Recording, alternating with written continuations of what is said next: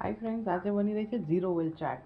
તો અહીંયા લીધા છે કાકડી, ટામેટાં, સાથે દાળમના દાણા છે, લીલું મરચું અને સાથે લીધી છે કાચી કેરી. મસાલામાં જુઓ ને તો સંચળ પાવડર અને લાલ મરચું પાવડર છે. સાથે લીધા છે દાળિયા અથવા તો તમે એને શેકેલા ચણા કહી શકો. સાથે મમરા લીધા છે અને સિંગદાણા લીધા છે અને દહીં. આટલી ઓછી વસ્તુથી આજની રેસીપી બની રહી છે. બહુ ઇઝી છે. સૌથી પહેલાં તો આપણે તવો ગરમ કરી અને ઝીરો ઓઇલ રેસીપીઝ છે તો આપણે સૌથી પહેલાં આપણે સિંગદાણા એડ કરી દઈશું અને એને સારી રીતે આપણે રોસ્ટ કરી દઈશું. સિંગદાણા રોસ્ટ થતાં થોડી વાર લાગશે.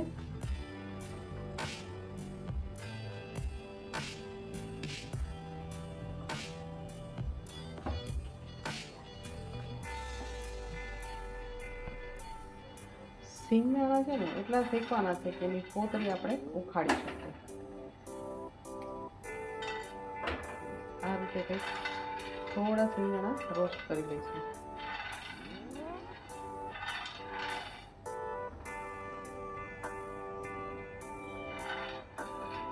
ત્યારબાદ આપણે ગેસને થોડો ધીમો કરી દઈશું.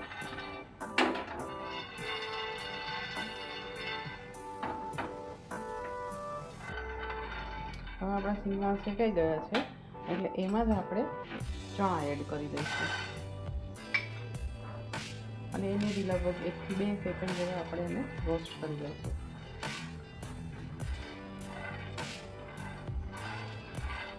બિલકુલ ડ્રાય છે, ઝીરો ઓઇલ છે.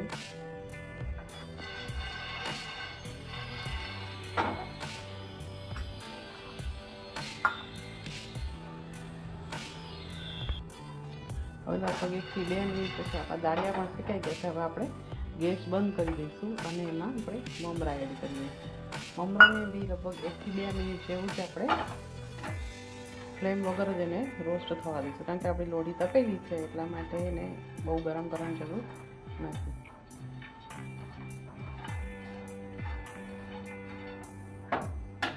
હવે આ આપણા મમરાને રેડી થઈ ગયો છે. હવે આપણે સૌથી પહેલાં મસાલો, આ ચાટ છે ને એમાં તમારે કોઈ ચટણીઓની યુઝની જરૂર નથી. તો સૌથી પહેલાં તો આપણે એક બાઉલ લઈશું. હવે એમાં આપણે એડ કરી દઈશું દહીં.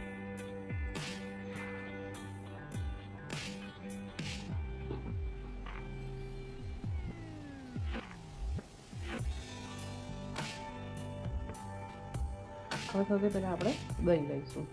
લગભગ 2 થી 3 ચમચી જેવું દહીં લઈશું.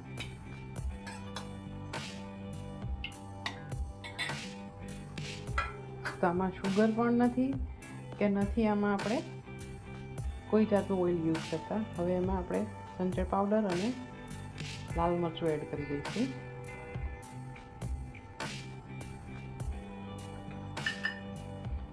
ચાને સર્વ કરતા રહીશું. અને હવે આ દહીં છે ને કરીને સારી રીતે મિક્સ કરી લઈશું. હવે જે આ મિક્સર થઈ ગયું ને એમાં આપણે હવે બધા આ વેજીટેબલ કટ કરેલા એડ કરી દઈશું.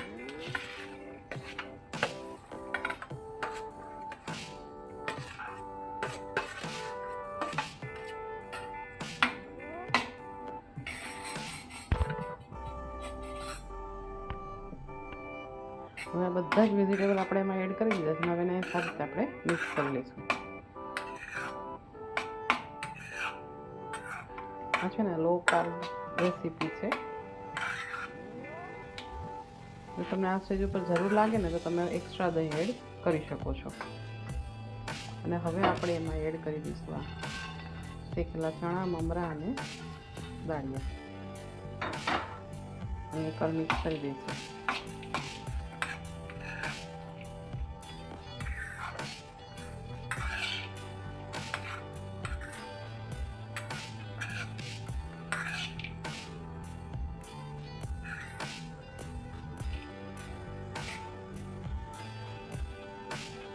તમે જોઈ શકો છો તૈયાર છે આપણી ચાટ, ઝીરો ઓઇલ ચાટ.